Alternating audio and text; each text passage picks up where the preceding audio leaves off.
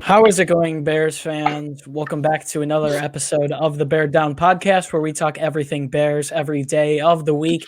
Today, we are back making our Week 15 picks in Chicago Bears versus Minnesota Vikings, December 20th, 12 o'clock p.m. Central Time kickoff. The 6-7 Bears will head to US Bank Stadium to face the 6-7 Vikings. It's going to be a good one with a lot of playoff implications on the line. So let's get right into it. I am your host, Chris Malpe, today to talk about this matchup in its full length. I am joined by my co-host to the right of me, Parth Shaw. Parth, how's it going, buddy? Doing pretty good. Just watching a lot of football today, lots of college football. I see you keep looking back because you like seeing Notre Dame get absolutely torched. Yeah, I do. It's nice to see Notre Dame get absolutely torched. Hopefully that kicks them out of the playoffs. We'll find out tomorrow. I'm interested to see Indiana's not making it. I don't know if you have some false reality that IU somehow getting in. Maybe we get a New Year's Six bowl. That's probably the most we can get out of this, but, hoping for a good bowl game at the end of the day. Yeah, and my Iowa Hawkeyes are top 15 too, so they should get a good bowl game themselves. But we're here to talk about professional football today, not college football. So let's get right into it. A huge game tomorrow. The Bears seek their third straight road win versus the Vikings. ESPN's matchup predictor is going to give the Bears a 40.3% chance to win. The Vikings with a 59.4% chance. Let's take a look at the injury report before we hop into anything else. For the Bears, Jimmy Graham and Khalil Mack are questionable. Jaylen Johnson and Deon Bush, both dealing with injuries, have been downgraded to out, and Buster Skrine, still dealing with a concussion, is out. For the Minnesota Vikings, cornerback Chris Boyd, someone who I always want to play against the Bears, has been put on injured reserve. Kyle Rudolph is out. Their running back, Alexander Madison, is doubtful, I guess, because he was questionable and then downgraded to out, but I'm not sure whether or not he'll play because ESPN still says questionable. And then a big one for them, Eric Kendricks, they're easily the best player on their defense, in my opinion, other than the two safeties, is out. Taking a look at the pick center, the Vikings are favored by 3 points in this one. The over-under for the game is set at 47. If you guys don't know how our pregame shows work, we take a look at the offense and the defense of the opposing team. We talk about some key matchups in the game. On a normal week, we would answer your guys' questions, but we did skip that segment this week, so we're going to be talking about our three key matchups and then heading into our Week 15 picks. Parth, let's start with Minnesota's offense. They have scored 25.6 points per game, averaging 400 yards per game. Kirk Cousins with 253.7 passing yards per game. It's been quite the season for him with 27 touchdowns and only 12 interceptions. He's been slinging it as of recent, especially in the last 4 or 5 games. And then they are averaging, with Alexander Madison, Dalvin Cook, and C.J. Ham, their fullback, about 146.9 rushing yards per game. Obviously, I mentioned it earlier, Kirk Cousins, 270 for 400, 3,298 passing yards, 27 touchdowns, and 12 interceptions on the ground for them. Arguably one of the best running backs in the league this year. Dalvin Cook, 273 carries, 1,352 yards, and 14 touchdowns. It is worth noting that the Bears only held him to 90 all-purpose yards just a few weeks ago. They did a pretty solid job at containing him when we held the Vikings to only 19 points. Their leading receiver, second-round pick out of LSU, Justin Jefferson, 65 receptions, 1,078 yards, and 7 touchdowns. Look, Parth, it seems like the Vikings are going to have a pretty good day through the air. The Bears missing 2 of their starting corners. We're going to see Kindle Vildor and Duke Shelley fill in. Shelley did a pretty darn good job last week in coverage, filling in for Buster Skrine. We're going to get to see a lot of Vildor. The fifth-round pick out of Georgia Southern this week. He's going to see a combination of Adam Thielen, who burned us for 2 touchdowns last week, and Justin Jefferson. Going to be a big day for Kyle Fuller, a huge day for the Bears as safeties. They're going to be seeing a lot of Irv Smith Jr. as well as, obviously, those 2 great wide receivers. So taking a look at the rest of the offense, obviously, Adam Thielen has had a great year. Chad Beebe also filling in for some good wide receiver play for them. And then they have a pretty solid offensive line, Riley Reif, Dakota Dozier, Garrett Bradbury. But Parth, when we discussed the Vikings a couple of weeks ago and discussed them this week in the one episode we made to meet the opponents, we've said throughout the year that their offense runs through Dalvin Cook, but we have seen better play from Kirk Cousins recently. So what do you think about this Vikings offense heading into Week 15? Yeah, like you said, we usually do say it runs through Dalvin Cook, but Kirk Cousins has stepped up recently. Even against the Bears on Monday Night Football this year. I thought he played Getting really his well. first Monday Night Football win Yeah, ever, which is first Monday night win ever, first win against the Bears as the Vikings quarterback ever. So he played well that game. He took over, threw for 292 yards and 2 touchdowns, and he was targeting Justin Jefferson a lot that game. I see him having a big game. With Jaylen Johnson out, even with Jaylen Johnson, Justin Jefferson went off for 135 yards. I don't expect Duke Shelley or Kendall Vildor to come out and play great defense on him. It's a tough task. He's a really great wide receiver. He's been playing well all year, and I think he's gonna have a big game for them. And then Dalvin Cook, someone of the Bears who have stopped recently, but I do see Dalvin Cook having another good game. It's gonna be a high scoring game. It's gonna be opposite of what we've seen from the Bears Vikings. I guess historically Bears Vikings games have been low scoring games, but I think this is gonna be a high scoring game between two offenses who found their stride later on in the year, I'd say. yeah. And you take a look at the Vikings' last 5 games. They've done enough offensively, but they've struggled offensively. Only 14 points last week against Tampa Bay. Jacksonville, they've barely squeaked it out in overtime. If Joey Sly didn't miss a field goal at the end, they would have lost the Carolina Panthers. And then the week after they played the Bears on November 22nd, they lost to the Dallas Cowboys, who have been a historically bad team since Dak Prescott went down. So should be interesting in this one, but the Bears missing those 2 corners are going to be bad. I do think they'll be able to bottle up. The run game. We're going to have Akeem Hicks in there. Bilal Nichols' play has continued to excel. Roquan Smith, a top 5 linebacker in the league this year. I think they'll be able to contain Cook, but the question's going to become, can these guys step in and play good enough defense for the Bears to make stops? And I'm not too sure how I'm feeling about that. We're going to see how it plays out on Sunday. Let's take a look at Minnesota's defense. On the other hand, they've allowed 27.3 points per game, allowing 385.5 yards to opposing teams, 265.6 yards on average to opposing quarterbacks, 119.9 on the ground. We've seen David Montgomery rush for 100 yards in 2 of his last 3 games. The Bears are looking a lot better with Mitchell Trubisky, who's thrown for over 700 yards and 7 touchdowns with a passer rating of 103.2 in his last 3 games. Obviously, them missing Eric Kendricks is going to be huge. I think it's going to be another big game for Montgomery. I think the Bears are going to be able to actually rely on the run. We saw them become one-dimensional and throw the ball a lot with Nick Foles when they played the Vikings just 5 weeks ago. So, you take a look at the Vikings defense. I don't know many players on their front 7, Jaleel Johnson, and decent linebackers. We're not going to see Eric Kendricks in there. We'll probably see Hardy Nicholson filling in, but we'll also see Troy Dye and Eric Wilson, 2 solid pieces. You take a look at their secondary. We speak about it week in, week out. Their corners are very young. Jeff Gladney, Cameron Dantzler are going to be matched up with Allen Robinson and Darnell Mooney. So we'll see if the Bears can have some success through the air and in the play action game in this one. And then a really solid back end with Harrison Smith and Anthony Harris, one of the better safety duos in the league.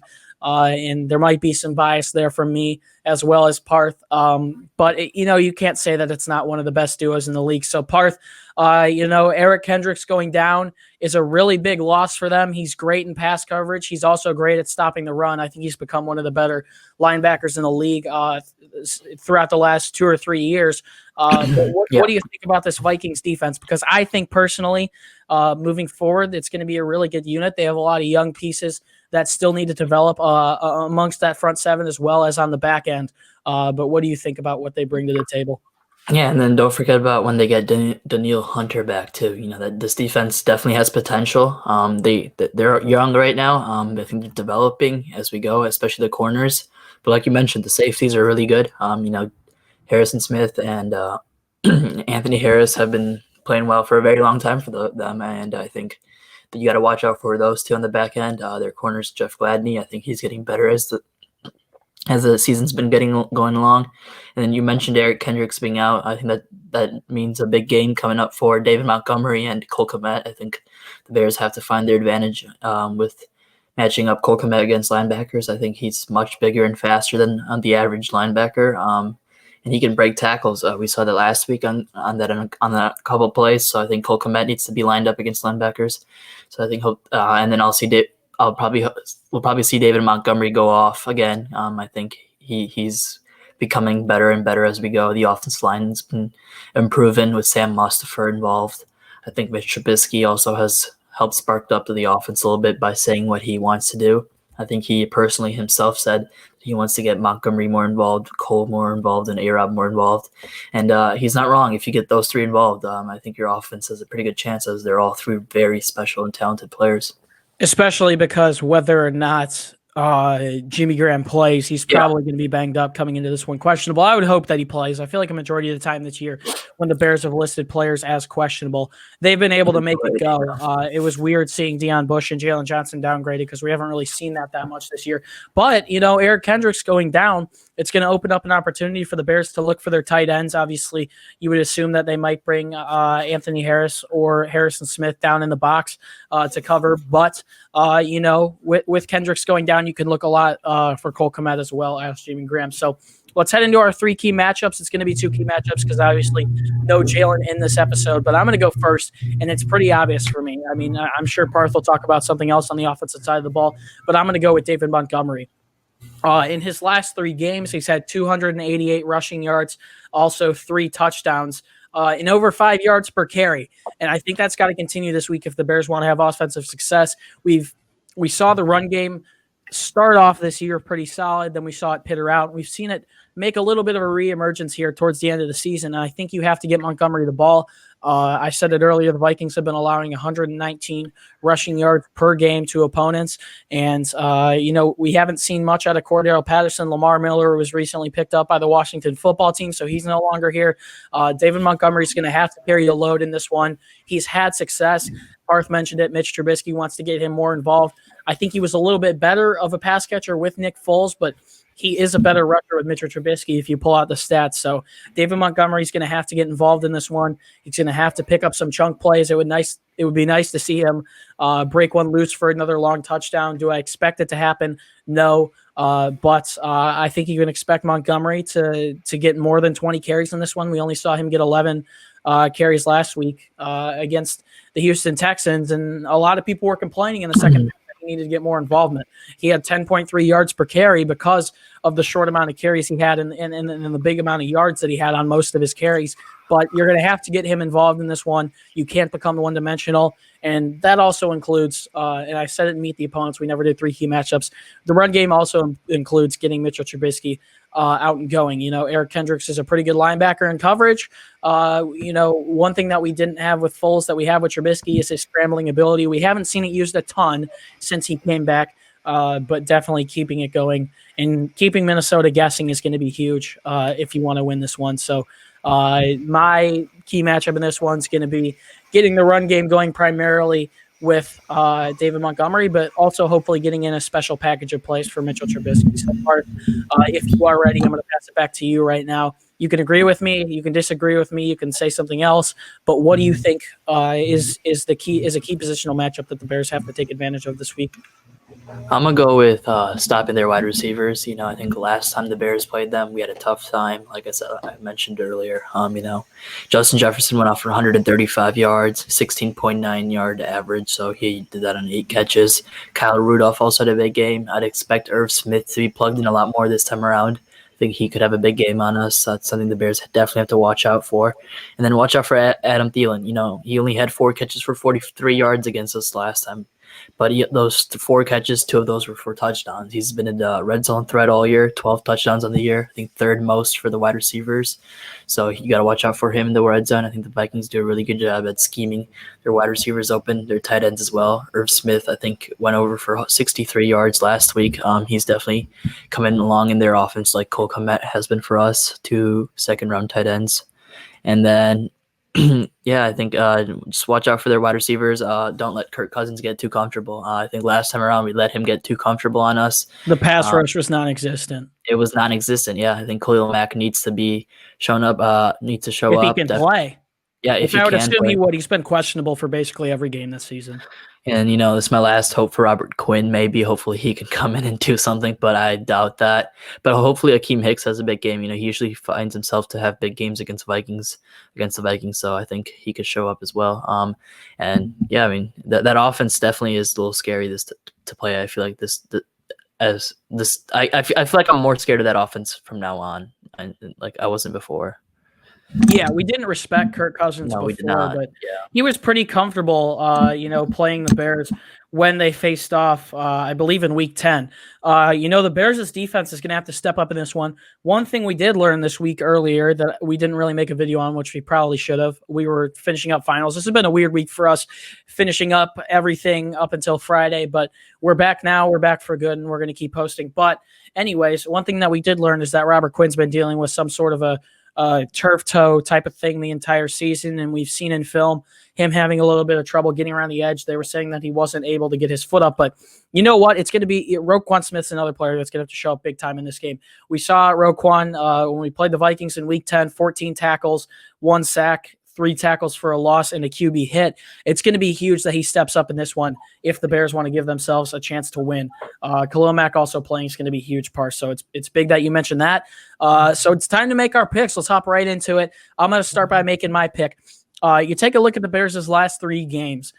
They've scored 25, they have scored 30, and they have scored 36. That's an average of about 31 points per game, just under, I believe.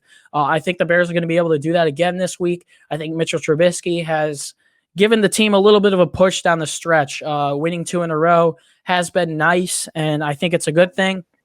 And you know what? I think he's going to continue to excel. We saw him getting out of the pocket a ton last week, taking the easy throws, not forcing it. I think he only made probably 1 or 2 bad passes throughout that entire Houston Texans game. And this Vikings defense is better than the Texans defense. The Texans were missing so many key pieces last week, and they were a god-awful team anyway. So there might be a lot of false hope within fans, but this Vikings secondary is young. I think he's going to be able to, as he mentioned, get Montgomery more involved, get Kmet more involved, get Robinson more involved. I would also like to see Mooney get more involved. We saw Anthony Miller have a little bit more involvement than we've seen in the past last week. So I think he's going to be able to get his weapons involved. I think he's going to have a pretty good game. Defensively, I'm quite worried about being able to stop the Vikings. I think we did a pretty good job only holding them to 19 last week. The Vikings have been a pretty good offense all year, scoring, as I said earlier, about 26 points per game. But having those 2 secondary pieces out worries me. I'm going to pick the Bears in a tight one. I think I'm going to go 28 to 24 Bears. And you know what? It's win or go home at this point. If the Bears don't win this game, the season is definitely over, because you would need Arizona as well as Minnesota to lose out with the Bears winning out to be able to make the playoffs. So it's win or go home. And I think the Bears pull it out here in a tight one. Whenever I picked the Bears to win recently, it hasn't very much so gone well. I picked them to lose against the Texans and win against the Lions. So my picks this year have just been god-awful, but I sure hope, regardless of the score, if it's 6-3, if it's 51-50, I surely hope that the Bears can pull it out this week, and I think it's going to be a high-scoring game, and if I was a bettor, I would probably bet that it's going to hit the over. So, Parth, before we close this one out, what is your Week 15 pick? Who wins this one and why? And you are muted, my friend.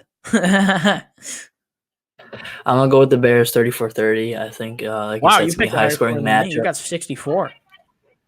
Yeah, I think it's going to be a high-scoring game. I think this Bears offense has showed up the last 2 weeks. And then I think the Vikings offense is bound to have a big game against us, when you're missing one of your best corners, and then who even got burnt last time when you played them. I think, the Bears secondary is definitely have a tough game this week. So I think it's going to be a high-scoring game. Both teams are going to pour it on. But I think, Trubisky, 4th quarter, 2 minutes, hopefully gets the gears on, and we win the game. We saw him do it last year. Yeah. Obviously, it was against Minnesota's backups, but it should be interesting. I think however it happens, we can't complain if the Bears win this one, and that's basically the objective. Just win the football game. That's all the Bears need to do in Week 15. Thank you guys so much for tuning into our Week 15 pregame show. That's about it for us. If you would like more content from us, head over to our website, beardown.com. We're posting columns, articles, and blogs to get you guys ready for the Bears' Week 15 matchup with the Minnesota Vikings. We posted a ton of content all week, so if you would like to go check that out, the link is down in the description. If you would like to follow us on social media, we are at Bear Down on Instagram and Twitter. We're going to be announcing a very big Christmas giveaway next week, giving away some pretty cool stuff to multiple winners before Christmas time, and hopefully getting those shipped out right around the holiday, if not after, so you guys can get that stuff by New Year's. It's going to be a free giveaway to enter. You guys have given us such an incredible platform in 2020. We want to give back to you guys, so we're going to be announcing those giveaways on social media very soon, so be sure to check us out on those platforms, and we will be doing that very soon. And finally, you can find the links to both of our social media pages down in the description, Instagram and Twitter. Parth and I both very active on both platforms. It's a great way to interact with us and see our thoughts on other sports, our thoughts on things going on outside of the Bears. Definitely worth checking out. So be sure to check everything out down in the description. Parth Shaw, week 15 is already here. This NFL season has absolutely flown by. I can't even believe that we're already approaching the end, but easily the biggest game of the year coming up tomorrow. We're going to be live streaming for it. So any last words before we sign out? Yeah, like you said, it's the biggest game of the year. The Bears definitely have to show up big time in this one. I hope they do. I think they will. I think the one thing about Matt Nagy is getting the most out of his players, and I think it's time to do that. This team has disappointed us most like I'd say the last couple of weeks of the season, but I think it's time to turn it around. I think last week they had a great week, and I think they got to build on that. I think they can. Yeah. And it all comes down to week 15. Can the Bears get back to 500? We shall see. We're going to be live streaming on our YouTube channel, whether you're listening on YouTube, Spotify, or Apple Podcasts. If you head over to our social media, you'll be able to visit our website and find a link to our YouTube channel. It's a lot of fun in our live streams. We answer your guys' questions. We do play-by-play commentary, and we might do a small giveaway as well. We haven't done it in the past weeks, but we also haven't streamed a game that the Bears have won. So we'll see about that. If the Bears win, we'll probably do a small giveaway, but be sure to come join the live stream. It'll be a lot of fun, and hopefully Jaylen will be in there as well. Guys, thank you so much for tuning in and for the continuous support all year and all season. It's been a pleasure to be your host once again. My name is Chris Malpe, and Bears fans, as always, do us a favor and stay safe and bear down. We'll see you guys in the next one. Peace.